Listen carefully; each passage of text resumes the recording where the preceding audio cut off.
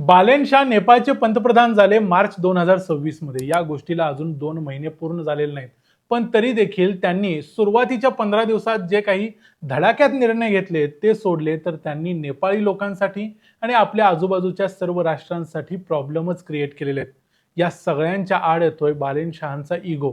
कारण त्यांना जे एक्सपेक्टेड आहे की त्यांना डोनाल्ड ट्रम्प सारखा मान दिला पाहिजे, पण प्रत्यक्षात तसा मिळणं जवळजवळ अशक्य आहे. कारण नेपाळ म्हणजे काय अमेरिका नाही किंवा भारत नाही किंवा चीन नाही. त्यामुळे त्यांना जे अपेक्षित आहे ते मिळणार नाही. पण झालंय असं की त्यांनी जे निर्णय घेतलेले आहेत त्यातले अनेक निर्णय नेपाळी जनतेला त्रास देत आहेत. जसं भारतीय वस्तूंवर त्यांनी कस्टम्स ड्युटी लावल्यामुळं नेपाळी जनतेचे हाल होत आहेत. कारण भारत आणि नेपाळ यांच्यामध्ये सगळ्या प्रकारचे रिलेशन जोरदार असतात, तुम्हाला माहिती आहे. भारतातून नेपाळमध्ये जायला किंवा नेपाळमधून भारतात यायला व्हिसा लागत नाही, ही देखील गोष्ट आहे. या सगळ्या गोष्टींची एक कल्चरल टाईज किंवा एक कल्चरली हे दोन्ही देश जोडलेले आहेत. ही गोष्ट बालेन शहांना समजत नसावी. याचाच परिणाम म्हणून स्वतः बालेन शाह भारतात शिकलेले आहेत हे देखील ते विसरलेले असावेत. आता झालंय असं की भारताचे फॉरेन सेक्रेटरी विक्रम मिस्री 11 आणि 12 तारखेला त्यांना भेटायला जाणार होते. त्यांनी सांगितलं की मी यांना भेटणार नाही. का? तर ते माझ्या दर्जाचे नाहीत, माझ्या लेवलचे नाहीत. मग नेपाळच्या प्राईम मिनिस्टरचा दर्जा आता भारताच्या प्राईम मिनिस्टर बरोबर लावायचा की चीनच्या प्रेसिडेंट बरोबर लावायचा? प्रत्येक वेळेला माझ्या दर्जाचा माणूस नाही म्हणून त्यांनी अनेक लोकांना नाकारले. नेमकं त्यांच्या इगोमुळे कसे सगळे प्रॉब्लेम्स होत आहेत. आणि एक जर भारतानं बटन दाबलं, भारतानं एकदा जर ठरवलं नेपाळला त्रास द्यायचा, तर नेपाळला भारत गुडघ्यावर बसवू शकतो. नेमकं काय होऊ शकतं, काय परिणाम होऊ शकतात, सगळं बघूया आजच्या या व्हिडिओमध्ये. मी आहे रणजित यादव आणि तुम्ही पाहताय द मराठी बाणा. तर झालंय असं की 11 आणि 12 मेला भारताचे परराष्ट्र सचिव विक्रम मिस्री हे नेपाळच्या दौऱ्यावर जाणार होते. त्यांची तिथं नेपाळच्या पंतप्रधानांच्या बरोबर भेट होणार होती. पण ही भेट घ्यायला नेपाळच्या पंतप्रधानांनी म्हणजे बालेन शहांनी नकार दिलाय. त्यांचं असं म्हणणं आहे की विक्रम मिस्री हे माझ्या दर्जाचे नाहीत. मी किमान भारताच्या फॉरेन मिनिस्टरला भेटू शकतो, त्याच्यापेक्षा खालच्या कुठल्याही माणसाला भेटणार नाही. खरं तर भारताचे फॉरेन सेक्रेटरी हे अत्यंत मोठ्या दर्जाचे आहेत, त्यांचं कार्य मोठं आहे.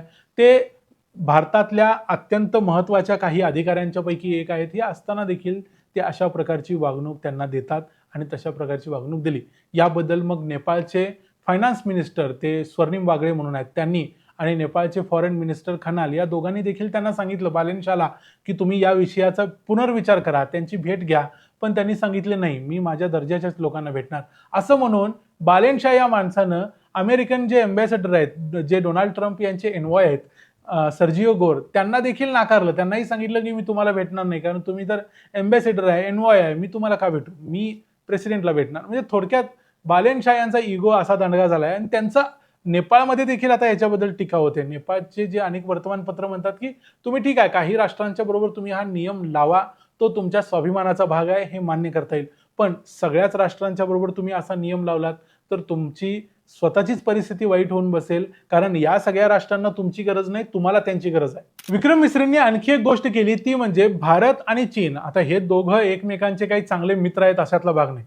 भारत आणि चीनमध्ये अनेक प्रॉब्लेम्स असले तरी भारत आणि चीन हे दोघं एकत्र येऊन दरवर्षी कैलास मानसरोवरची यात्रा करतात. त्यासाठी अनेक पर्यटक भारतातून जातात, ही यात्रा पार पडते. यावेळेला असं ठरलेलं होतं की लिपुलेक पास म्हणजे लिपुलेकची एक खिंड आहे, ज्याच्यामध्ये भारताचा उत्तराखंड येतो, म्हणजे तो भारताचा भाग आहे, नेपाळचा देखील भाग येतो आणि चीनचा देखील भाग येतो. हे तिन्ही देश जिथं मिळतात तिथे एक लिपुलेक नावाची खिंड आहे. या खिंडीतून ही कैलास मानसरोवर यात्रा जाणार होती आणि भारत आणि चीनचं असं ठरलेलं होतं की या खिंडीतून ही यात्रा जाईल आणि मग ती चीनमध्ये जाऊन जिथं कैलास मानसरोवर आहे तिथं जाऊन ती पूर्ण होईल. हे सगळं ठरलेलं होतं. आता याच्यामध्ये बालेन शहांनी खोडा घातला. ते म्हणाले की इथं नेपाळला विचारल्याशिवाय तुम्ही काही करता कामा नये, कारण लिपुलेक ही डिस्प्युटेड म्हणजे वादग्रस्त ठिकाण आहे. आता वादग्रस्त ठिकाण कसलं? लिपुलेक आहे भारतात, त्यानंतर कालापानी आहे भारतात. ही सगळी ठिकाणं भारतात असताना याचा वाद निर्माण करायचा प्रयत्न एक बालेन शाह नावाचा माणूस करतोय फक्त. बाकी आतापर्यंत नेपाळनं याबद्दल ऑफिशियली एक दोनदा सोडलं तर कधीही याचा वाद घातलेला नाही किंवा वाद निर्माण केलेला नाही. नेपाळला आपली जागा माहिती आहे आणि माहिती होती. यावेळी मात्र नेपाळ त्यांच्या लायकीपेक्षा जास्त मोठी उडी मारायचा प्रयत्न करतोय असं दिसतंय. याच्याशिवाय भारतातल्या ज्या वस्तू नेपाळमध्ये जात होत्या त्यावर देखील कस्टम ड्युटी लावली. याचा फटका नेपाळमधल्याच लोकांना बसणार आहे. भारताला काही फार विशेष फरक पडणार नाही. भारताची लोकसंख्या 140 कोटी आहे.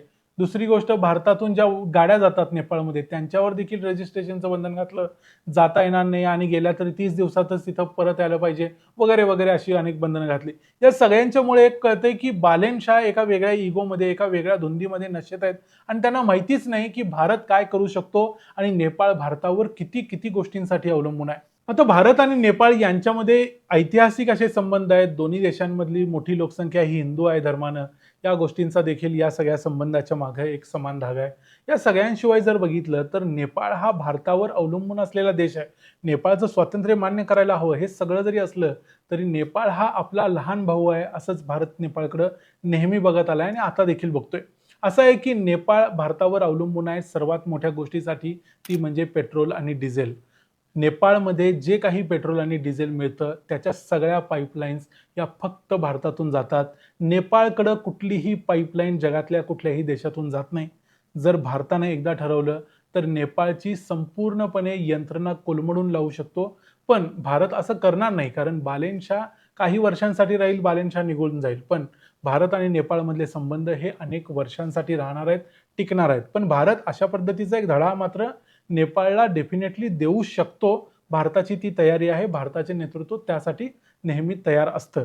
आता मुद्दा असा आहे की नेपाळची सर्वात मोठं म्हणजे त्यांच्या GDPच्या 8% खर्च त्यांचा पेट्रोल आणि डिझेलवरती होतो आणि ते सगळं इंडियन ऑइल कॉर्पोरेशनकडे आहे. इंडियन ऑइल कॉर्पोरेशन तर्फे हे सगळं डिस्ट्रीब्युशन नेपाळमध्ये केलं जातं आणि या एवढ्या अवलंबून असताना देखील नेपाळ भारताविरुद्ध भूमिका घेण्याचा का प्रयत्न करतोय हे समजत नाही. याशिवाय नेपाळचे आणखी अनेक सगळं दोन्हीच्या दोन्ही हात दगडाखाली आहेत म्हटलं तरी चालेल. नेपाळचं जे काही एक्सपोर्ट आहे त्या एक्सपोर्टपैकी 89% एक्सपोर्ट नेपाळ भारताला करतो.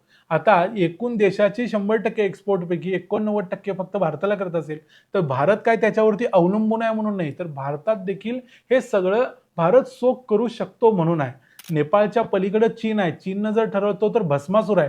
त्यानं ठरवलं तर तो नेपाळला कधीच खाऊन टाकेल. पण प्रत्यक्ष कसं आहे, भारत नेहमी नेपाळच्या पाठीशी राहिला, त्यामुळे चीनला देखील एक प्रकारचं एक भीती आहे. पण आता नेपाळ वेगळ्याच पद्धतीने चाललाय. जे पूर्वी KP शर्मा ओलींनी केलं, KP शर्मा ओली किमान चीनच्या तरी मांडीवर जाऊन बसत होते. यावेळेला हा माणूस आहे तो ना चीन, ना भारत, ना अमेरिका यांना असं वाटतं की फक्त नेपाळला डायरेक्ट महासत्ता करतील. पण असा कुठलाही मार्ग नाही आहे. भारताच्या बरोबर त्यांनी जे संबंध ताणवलेले आहेत, जर भारताने ठरवलं तर नेपाळला अतिशय अवघड अशी परिस्थिती निर्माण होऊ शकते. कदाचित नेपाळ कम्प्लिटली लॉक होऊ शकतो. कारण नेपाळला कुठला समुद्र किनारा नाही, काय नाही, कुठलं बंदर नाही की जिथून तेल येईल, काय येईल. नेपाळला एकतर भारताची बॉर्डर आहे, नाहीतर नेपाळला डायरेक्ट चायनाची बॉर्डर आहे. भूटानची थोडीफार बॉर्डर आहे, पण तीही भारताची असल्यासारखी आहे, कारण भूटानच्या बॉर्डरचा बराचसा भाग भारत रक्षण करतो, हे तुम्हाला माहिती असेल. या सगळ्या गोष्टींच्यामुळे बालेनशाह ज्या रस्त्यानं जाणार आहेत, चाललेले आहेत, त्या रस्त्यावरती फक्त विनाश आहे एवढंच आपण म्हणू शकतो. हा व्हिडिओ तुम्हाला कसा वाटला? बालेनशाहची पॉलिसी, बालेनशाहचं धोरण आणि बालेनशाहचा इगो, त्यांच्या डोळ्यावरचा गॉगल काढल्याशिवाय त्यांना जगात काय चाललंय हे दिसणार नाही, एवढंच नक्की. या व्हिडिओमध्ये इथंच थांबूया. हा व्हिडिओ तुम्हाला कसा वाटला ते आम्हाला कमेंट्समध्ये जरूर सांगा. व्हिडिओ आवडला असेल तर व्हिडिओला लाईक करा, चॅनलला सबस्क्राईब करा. पुन्हा भेटू पुढच्या व्हिडिओमध्ये. तोपर्यंत पाहत राहा द मराठी बाणा. जय हिंद, जय महाराष्ट्र.